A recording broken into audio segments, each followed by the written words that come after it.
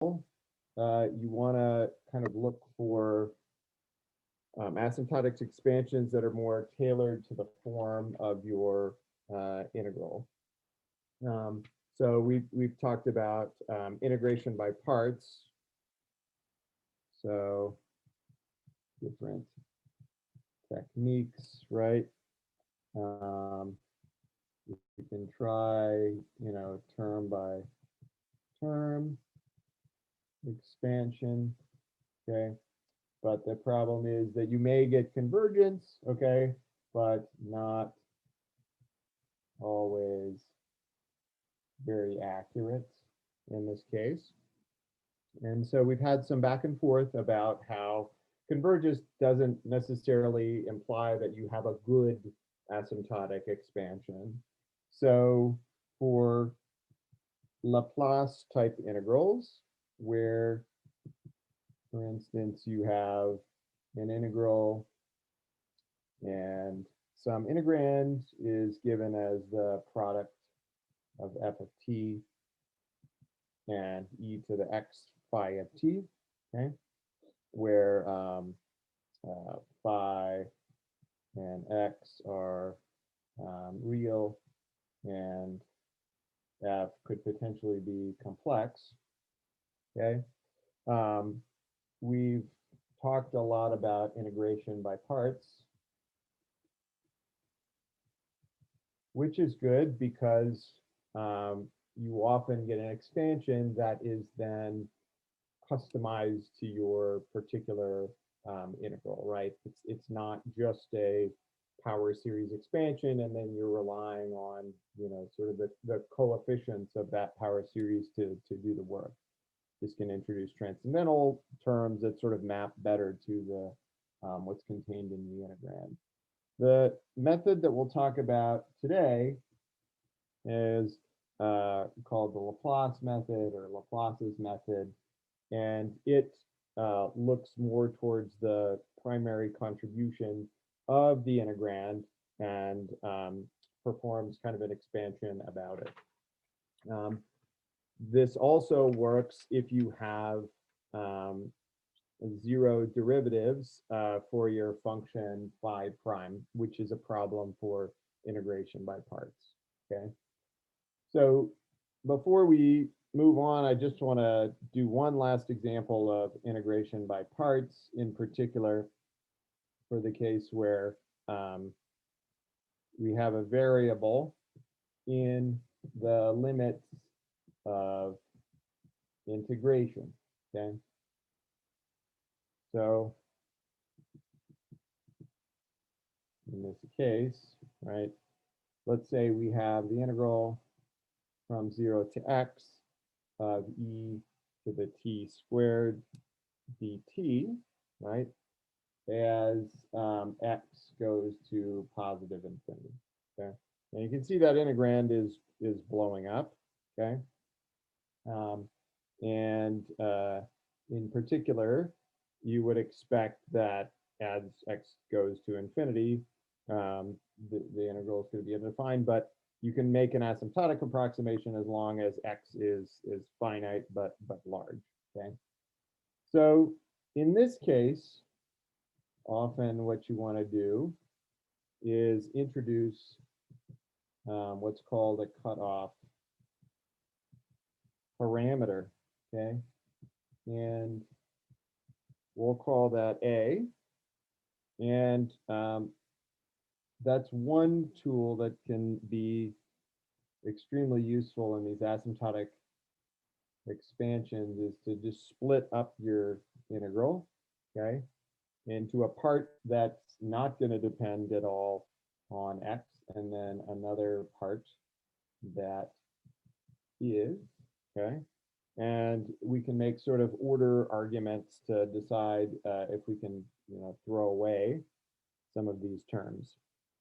So if we inspect this, right, we can see that, well, because this integral is exponential, right, has an exponential integrand, this part, as long as, a is, right up against x, is going to be substantially smaller. So we can essentially just drop that lower order term, okay, from our um, calculation of the leading order behavior, okay? If we now integrate this by parts, what we get is the boundary terms are going to be 1 over 2t e to the t squared, because we had to pull out a 2t in order to handle the term in the exponential there. Okay, plus 1 over 2 integral from a to x, 1 over t squared e to the t squared dt. Okay. Now, if we evaluate this expression, right, as long as, sorry, this should be a x rather than a. We evaluate this expression, right, as long as a is not close to x, right, and we can choose it as such, then the main contribution here is going to be 1 over 2x e to the x squared, okay? So now we see that sort of by removing this term here, we didn't have to fuss with the limits that you get as you take t to 0 in this argument here, right? If we hadn't removed that, then we would have just had some extra work cut out for us. Okay. Now the remaining term now is the integral from a to x, 1 over t squared e to the t squared dt, okay? And now we need to make an argument about why this term is going to be smaller, okay? So if we suspect that this is asymptotically larger than this term, okay, we need to be able to show that, at least in the limit of x large, okay? And one way of doing that is to just look in the limit of large x as x goes to infinity, okay? So e to the t squared over t squared dt integrated is much less than e to the x squared over x, okay? If the following thing is true, the limit as x goes to infinity of this integral, e to t squared over t squared dt, okay, divided by e to the x squared over x, right, is equal to 0, okay? And it turns out it is, right? We can use L'Hopital's rule here, and we write in the limit as x goes to infinity, this is going to be just e to the x squared over x squared divided by minus 1 over x squared e to the x squared plus 2x e to the x squared over x, okay? And this is equal to the limit as x goes to positive infinity of 1 over x squared divided by 2 minus 1 over x squared, okay, which ends up being 0, okay? So that is equal to 0 in the limit, okay? And so the assumption is if you back off from infinity just a little bit within some region of infinity, or for x sufficiently large, right, this will be extremely small, okay? So of different order. So that means, okay, that I of x,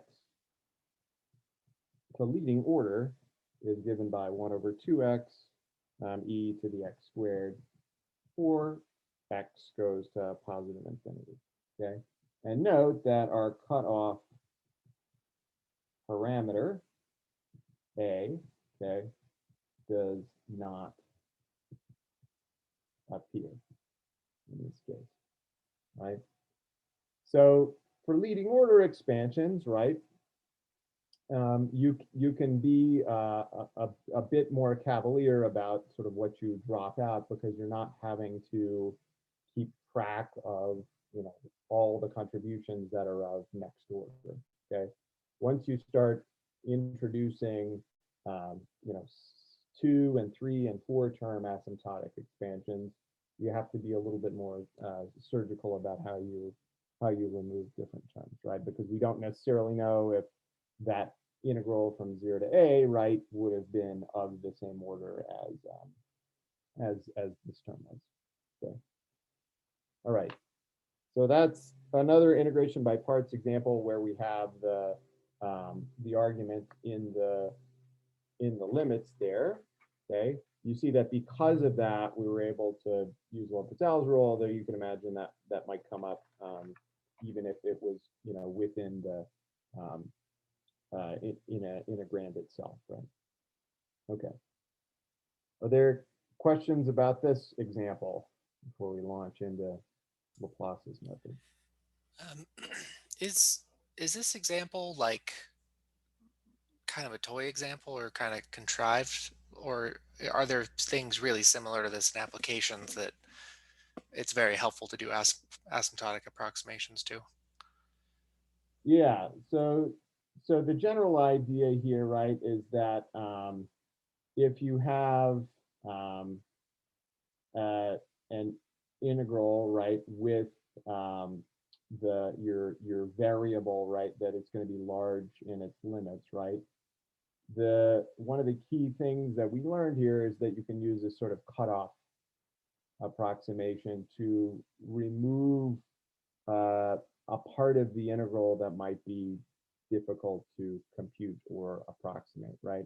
But that you can just say is smaller than the leading order term. The other point is that, and this goes back to our definition of asymptotic series, okay, that this concern about whether your remainder is asymptotically of lower order than your leading order term, right? You can use this limit calculation in order to make that argument firmer, right? Rather than just sort of a hand wavy argument, right? So both of these things are useful tools for a broad class of integrals, right? But some of some of what we did here is kind of particular to having that limit in the variable that's going to be large in the limit.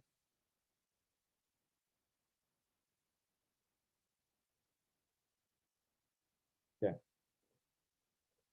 All right. Okay. So let me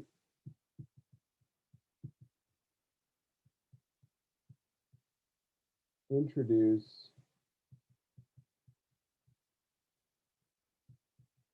this alternative method to computing asymptotic integrals.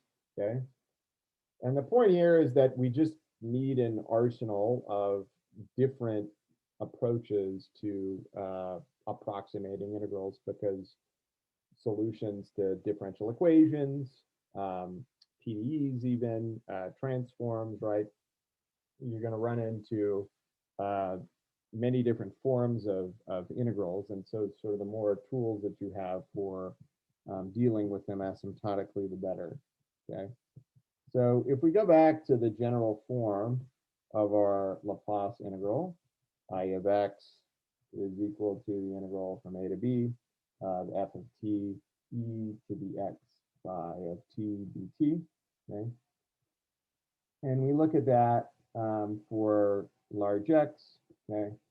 And the output of the function phi is real, okay?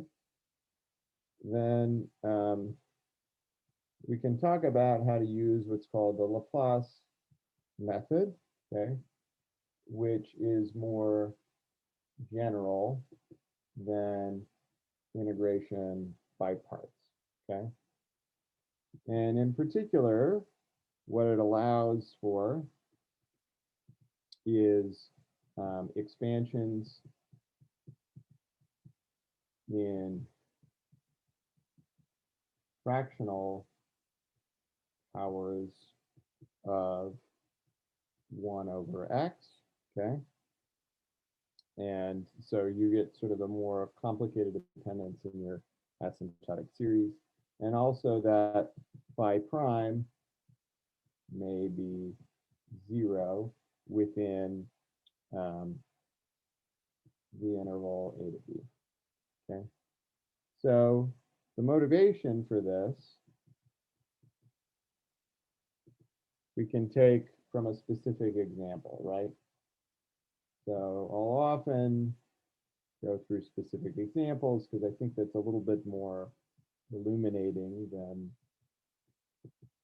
just always jumping into the general theory. So let's say we have this integral, right? Its derivative is, the derivative of phi of t is going to be 0 at t equals 0, okay?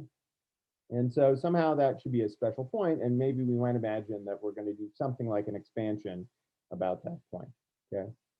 So let's plot, okay, what I'm going to call phi of xt now over phi max, okay?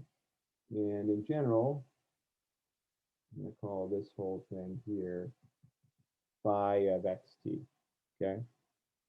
So this is going to be equal to e to the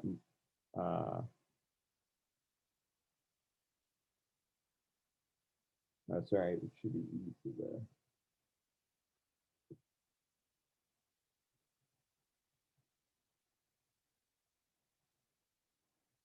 okay. So e to the phi of xt divided by e to the phi max, excuse me. Okay. So then what we get in this case is e to the x1 minus hyperbolic cosine of t, okay? And I'm going to call this function just f of xt, and I'm going to plot it, okay, on the t-axis here, okay, for different values of x. Now, it's going to look like this. It's going to have a peak. It's going to fall off, and that peak is going to fall off more rapidly depending on your value of x, okay? Okay, so let's say this is for x equals 100, this is for x equals 10, and this is for x equals 1, right? So you can see here that the contribution of this point to that integral is going to become more and more important as x grows. And you would imagine that as x goes to infinity, essentially this integral is going to be fully described by what's happening right around that point, okay? So what should we do in that case? Let's expand hyperbolic Are cosine. are we like missing a squared or something? Because that argument of the exponent looks odd to me, as opposed to even. Like Hyperbolic cosine should be even, right? no, the original one, the minus or x times cosh is odd. Why is It's even in t. it's even in, Oh, my bad. Thank you. yeah, so we're treating x here as sort of a parameter. It's sort of the yeah, it's the amplitude, I guess, if you like, of this. Yeah. Okay.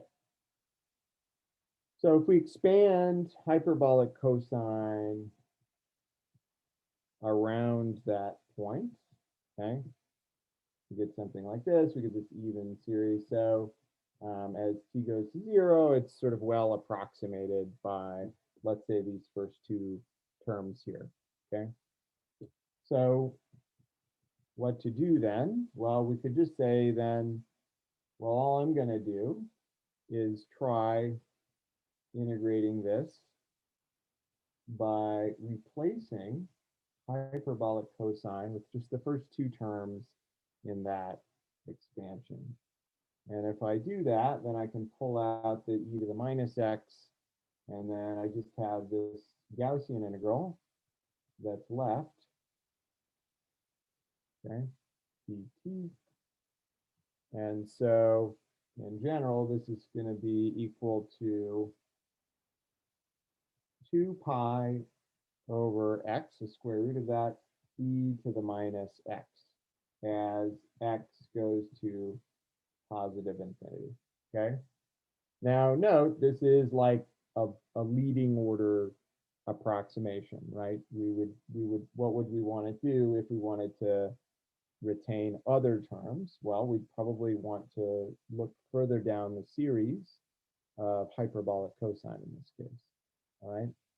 So this is a little bit different than the term-by-term expansions that we talked about before, where you actually just took the entire integrand and you performed a Taylor or Maclaurin series or something like that on that integrand, and then you integrated it up term by term.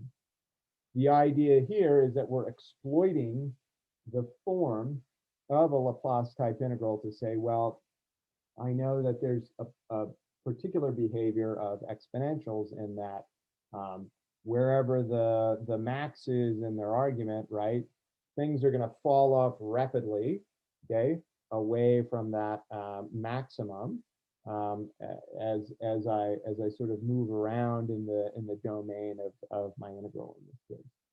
So this is the primary contribution, right? Now you could imagine that you may have multiple maxima or something like that. You may want to split your integral up and do this at multiple points. Okay, that's always a possibility. But we're going to unpack sort of how this works and look at a few examples for kind of the rest of today and then also on Monday. Okay, so that's the idea, right?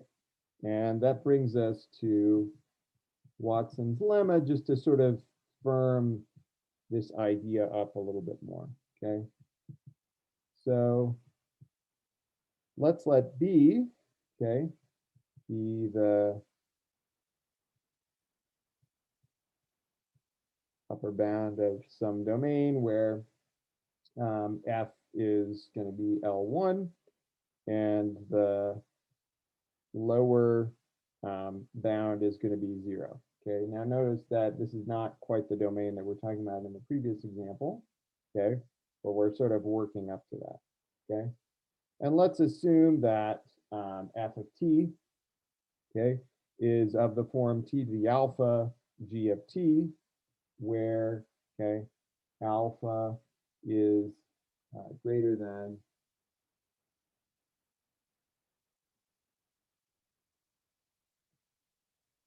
-1, okay? So we don't have to worry about problems when we integrate in the vicinity of 0. And g prime of t is infinitely differentiable, okay, in the neighborhood of t equals 0, okay? Then we can say the following, that I of x equal to the integral from 0 to b, f of t, e to the minus xt dt, can be asymptotically approximated by the following infinite sum. G's nth derivative evaluated at 0 divided by n factorial, gamma function of alpha n plus 1 divided by x to the alpha plus n plus 1, okay, as x goes to positive infinity, okay? Now what this is hinting at, right, is that on this left boundary, because this is an exponential, the primary contribution, since x is quite large, is going to be your boundary term there at t equals 0. Okay, so we can do a little proof of this fact, right? If we break up the integral, okay, there exists some s greater than 0 such that g is c infinity in the domain from 0 to s. So I of x is equal to the integral from 0 to b of f of t e to the minus xt dt. We're going to split this up into the integral from 0 to s plus the integral from s to b f of t e to the minus xt dt. And we'll call these I1 and I2. Okay. Now we're going to successively bound these. So I2 of x is going to be bounded from above by the integral from b to s of e to the minus xt, absolute value of f of t dt, e furthermore bounded from above by e to the minus xs, integral from s to b of f of t dt, further bounded from above by e to the minus xs, integral from 0 to b, f of t dt, okay, which is equal to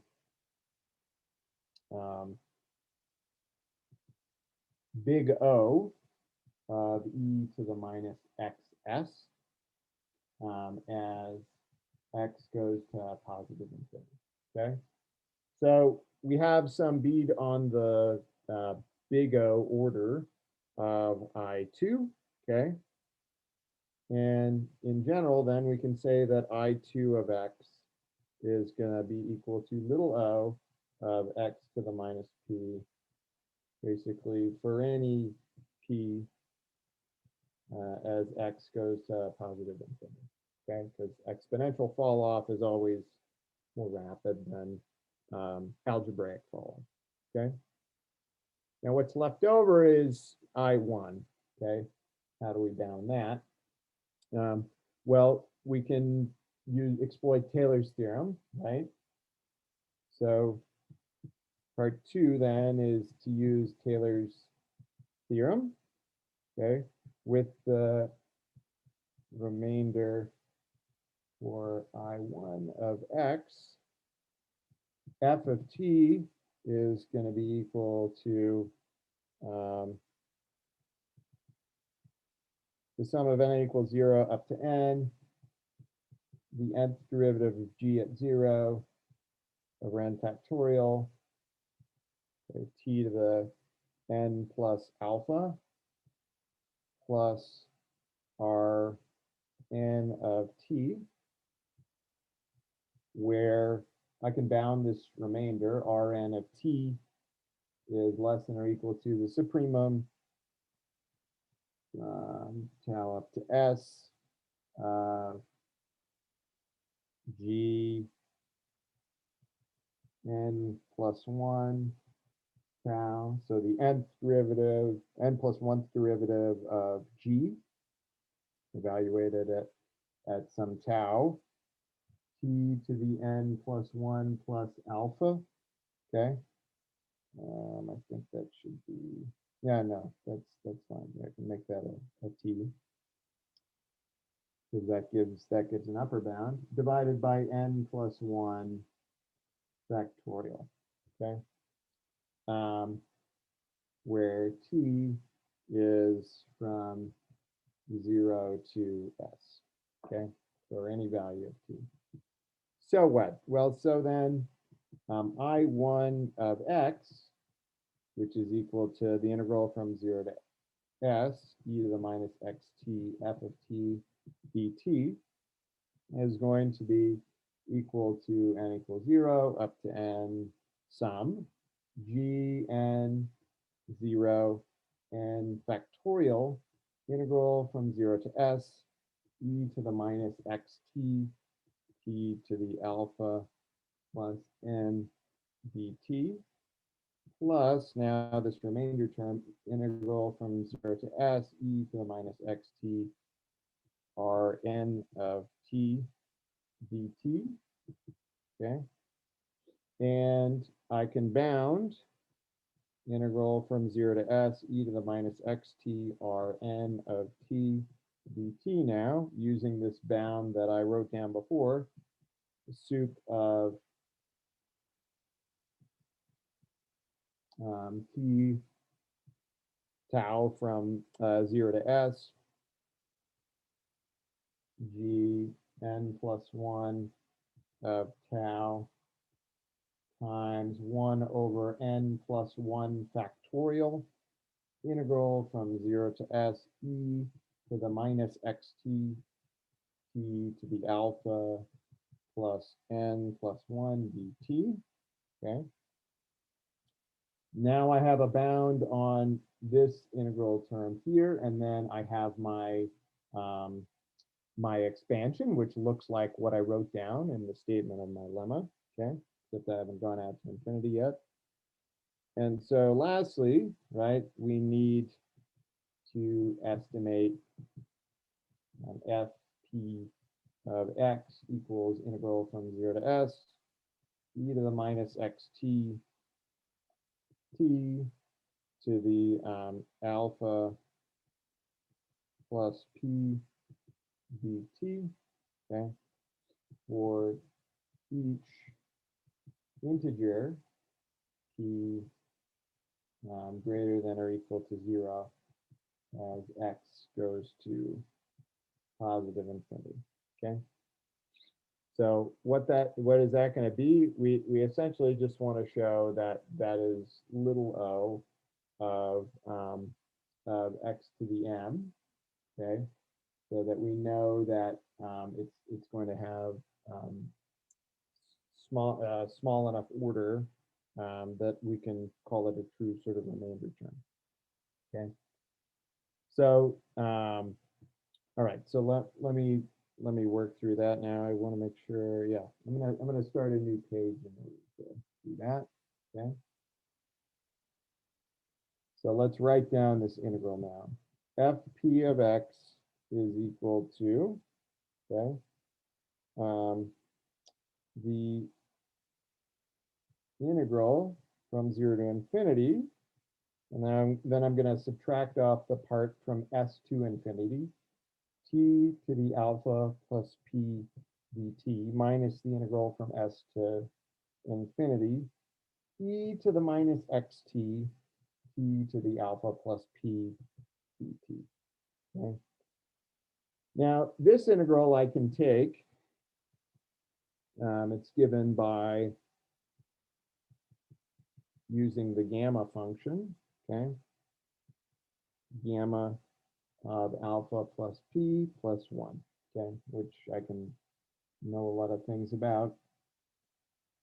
The gamma function, I have a way of computing that. Okay. We still have this remainder term here. And so how do we deal with that? Okay, so let's break that out separately. T to the alpha plus p dt. Okay. And this is equal to the integral from s to infinity of e to the minus xt over 2 times e to the minus xt over 2 t to the, that should be a p there, alpha plus p. Keep missing there. Those are on the p there. Okay. All right. So you see this, right? You may be thinking, well, yeah, there's a number of things we could do, or we're going to do integration by parts, okay? But one theorem that comes in handy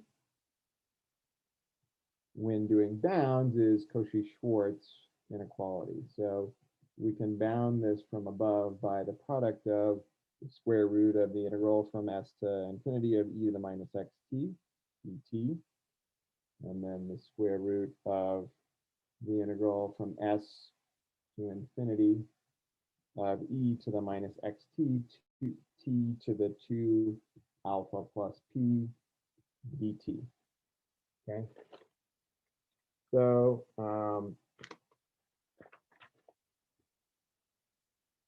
furthermore, I can say that, well, this first part is just going to be bounded by e to the minus xs over 2. Okay, just the boundary term that we have there, and times the square root of the integral from s to infinity e to the minus xt t to the 2 alpha plus p dt. Okay, and this is equal to e to the minus xs over 2 now times some constant s alpha p. Okay, and this is going to be equal to order x to the minus m for any m in R as x goes to positive infinity. Okay, so because this leading order exponential term, right, is our only x term that we have, x dependence that we have here. Okay, so that means what was left up here is the term that counts in that the split up of that integral. So finally, if we put this together, we're just back at the start. We're just showing that what I wrote down at the beginning works out, and that is what's called Watson's lemma. Okay. So the point is that phi of xt equal to the integral from 0 to b f of t e to the minus xt dt can be asymptotically approximated as the sum from n equals 0 up to infinity an over x to the alpha plus b n beta n plus 1 gamma alpha plus beta n plus 1, where f of t is asymptotically approximated as t to the alpha sum from n equals 0 up to infinity an t to the beta n as t goes to 0 from above. Okay, and Watson's lemma, right? It's in the same spirit of as this example that we wrote down at the beginning before we get to Watson's lemma. So the idea is that really your primary contribution is going to come from right around the dominant contribution of e to the minus xt here, right? It's as x goes to infinity, this is going to be it's going to be a much larger contribution at the left boundary than essentially anywhere else within the integral. Okay. Now, the example that we started with, right, the idea was that, well, you have some peak essentially of your function, and so you have to look sort of around on both sides of that. Okay, but it turns out you can still take the integral over everything else, because as long as that falls off and that you have a good approximation of your primary contribution, that's really what counts. Okay, because the trailing order terms essentially are going to be smaller than the leading order terms anyway, no matter if you get them by what domain you tend to integrate over. Okay. So that's Watson's lemma. We'll look at an example of that real quick, and I think that's probably enough for today. Are there any questions about this? I mean, I don't necessarily want, don't worry about sort of memorizing the proof of Watson's lemma or something like that. The idea that I want to communicate here again is that, in any asymptotic expansion, you have to, perform this bounding process so that you can show that the asymptotic expansion that you have is not missing any terms in it, okay? That as you move from sort of one term to the next, the thing that you're throwing away really is of much, much smaller order, okay? Or just of smaller order, right? Than the terms that you're keeping in the asymptotic expansion. And that's the idea here, right? Is that successively we're building up these algebraic terms, right? And it's fine if we throw away things that are exponentially small in the process, right? Because even when we get to the end of this expansion, we still don't have anything that's this small, okay? So we can always shave those parts off without any sort of problem. Okay. Let's actually use this real quick, okay?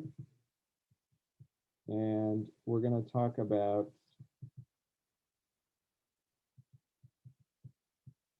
the parabolic cylinder function, okay?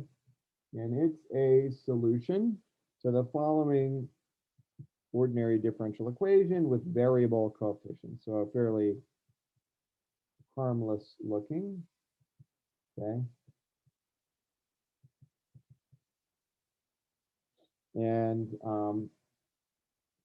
the solutions y of x, we call them d mu of x because mu is sort of treated as a parameter, okay? This comes up in a lot of applications. One way it comes up is actually in stochastic processes that when you're solving first passage time problems, the sort of boundary value problem that you get from different diffusive processes, sort of first passage through a boundary. The parabolic cylinder function ODE shows up in that case. So what does this function look like? Well, it has a form that involves an integral similar to what we were looking at before. So the integral from 0 to infinity, okay, t to the minus mu minus 1, e to the minus t squared over 2, e to the minus xt dt, okay? And so here in this case, f of t equals t to the minus mu minus 1, e to the minus t squared over 2.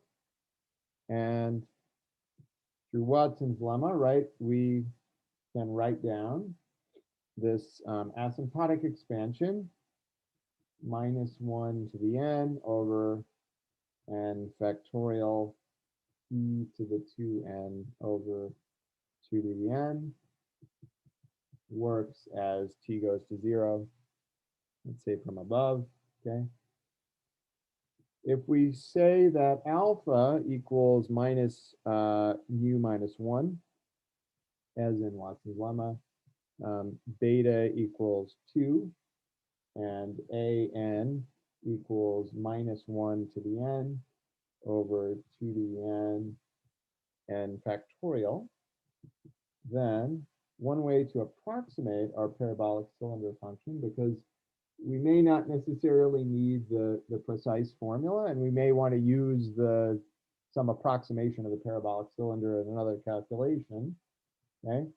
It can be written, and this is exact, but of course, because it's an asymptotic series, we can sort of truncate to any number of terms, right?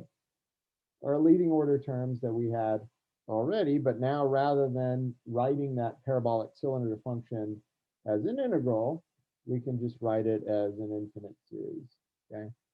So we have n factorial to the n, and the denominator here minus 1 to the n, gamma 2n minus mu x to the 2n minus mu as x goes to positive infinity.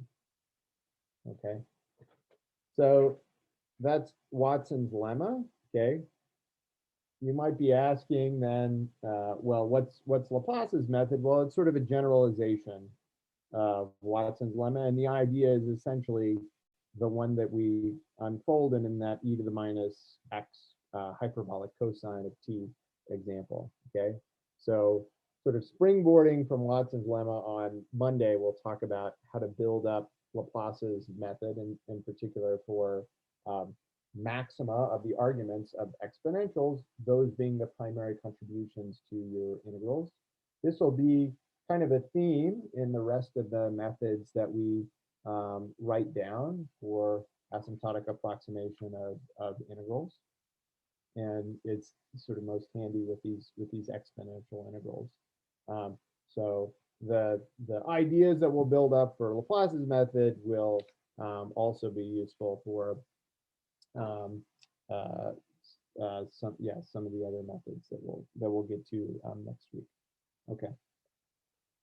Any questions before we conclude for today?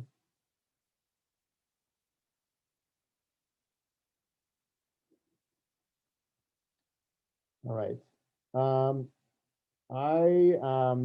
I have something on Tuesday that's gonna get in the way of our office hours then. So I'll suggest, since the homework's due on Friday, yeah, if you want to meet with me, just shoot me an email and we can find a time to meet.